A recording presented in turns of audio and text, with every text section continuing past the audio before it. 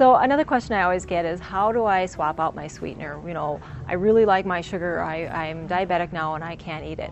Well, the first thing I want you to do is I want you to change your habit, and I want you to change your palate, because we have become so non-sensitive to sugar that we need more and more and more, or we think we do. There are so many things that you can actually leave your sugar out of, or you can cut down like half in a recipe and still not even know the difference. There are several recipes where you can actually cut down the amount of sweetener that you use and not even notice it. Americans are just so used to that sweet. So if you have recently decided that you want to give up sugar, try looking at fruit or other alternatives, fruit juices, to actually start to sweeten things. Molasses is one thing that comes out of the sugar in the forefront of the processing, and this is where you're going to find all of your nutrients. So you're going to have your B vitamins, you're going to have iron right off the spoon. This is really a good thing. Very, very strong in flavor, so again, it's one thing that you only need to use a little of to try and get you away from this very processed form of sugar. A lot of times we get sucked in by the name sugar substitute. Oh, this must be better because I heard sugar was bad for me, so I need something that substitutes it. Not necessarily, because once you start to get into sugar substitutes, you start to get into even more chemically processed sugar.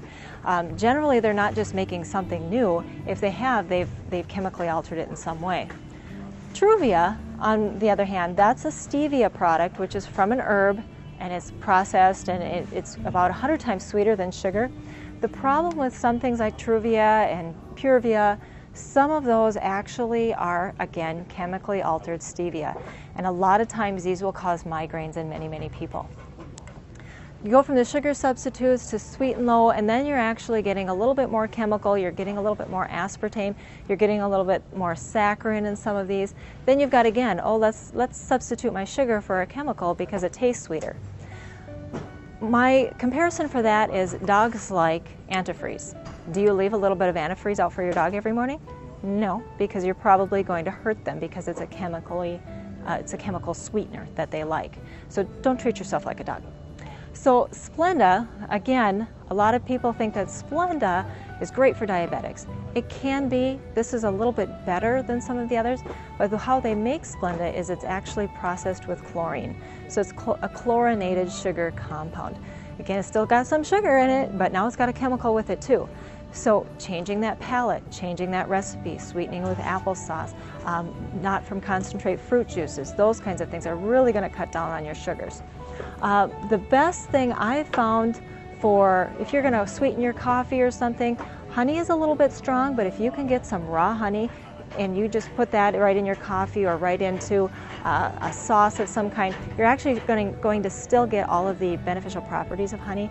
So if you have a local honey, if you have any kind of allergies, it's going to help you to get over those because it has those properties in it. Antibacterial, antiviral, as long as it's raw.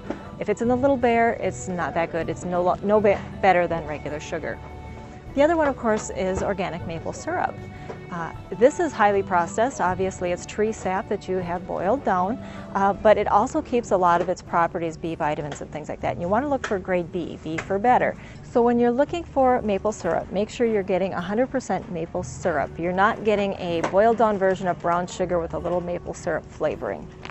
One thing about brown sugar is that a lot of people think that this is one step before it becomes white sugar. This is actually just the white sugar rolled back in molasses.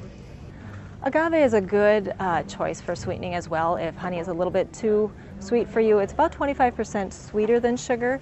It's made from a plant just like stevia is. It's made from the sap, and it's boiled down and made mostly like maple syrup is. It's vegan, of course. It's gluten-free. It has all of the things on the label to also say it's a low glycemic sugar. So it's going to affect your blood sugar a whole lot slower than anything else, and any of the other refined sugars. Also, when you're having any sugar, add a little fat or protein with it. So if you have strawberries, you should have some whole milk, or you should have some cheese sticks with it. So if you're going to have like a cookie, that's why cookies and milk go so well together if you're a dairy drinker, or have almond milk with that, or just kind of use something on that nature.